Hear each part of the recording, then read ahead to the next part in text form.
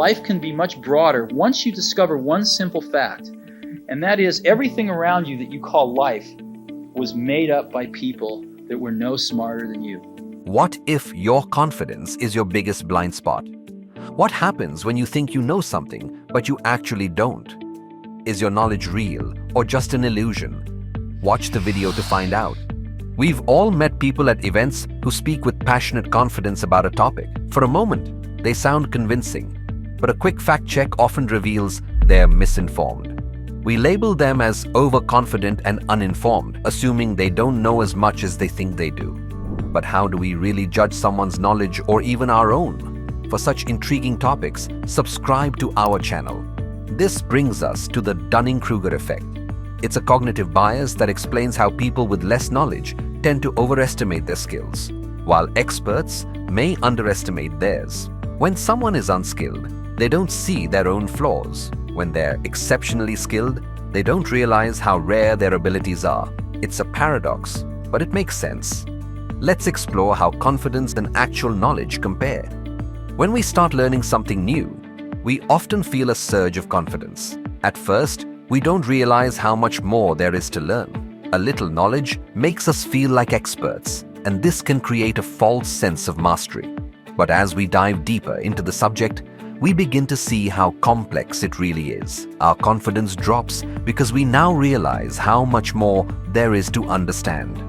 This is a natural part of the learning process, and it's where true growth begins. Many people feel discouraged at this stage, thinking they're not progressing, but it's here that real learning happens.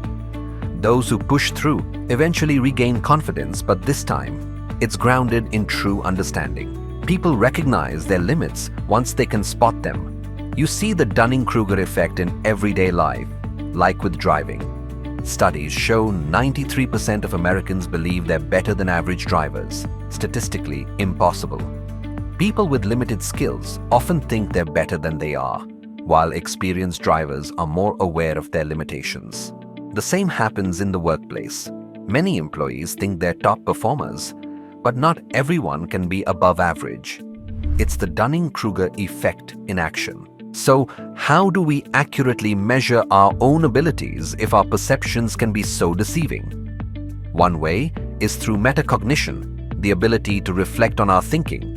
People with limited knowledge often lack this self-awareness, missing their own mistakes. But as they learn more, they develop the ability to correct themselves. Even experts can struggle with metacognition. They may downplay their expertise, assuming everyone else has the same understanding. In a world where anyone can voice their opinion, uninformed voices often drown out the experts. Does the world need more voices or more thoughtful voices? Sometimes silence speaks volumes when used wisely. The Dunning-Kruger effect affects us all. If you think you're immune, you might just be falling for it. The first rule of the Dunning-Kruger Club is not knowing you're a member. To overcome this bias, start with awareness. Acknowledge that we don't know everything. Next, practice humility. Recognize your limits. And finally, keep learning. With each step, we gain clarity and align our self-perception with reality. Take the first step. And then when you take the first step, the second step will appear. And the third step will appear. It's almost like those lights that light up as you walk along. Confidence comes by knowing one's odds of making things possible. Where foundations are laid on a concrete substance of knowledge and understanding. In contrast, madness is a fool's game. Its depths merely an illusion of shallowness. So the next time you feel overly confident, ask yourself, am I a member of the Dunning-Kruger Club? It all comes down to this. Who am I now, and who do I want to become? The distance between these two is where growth happens. Recognize it, learn from it, and keep growing. Awareness is the first step toward true understanding.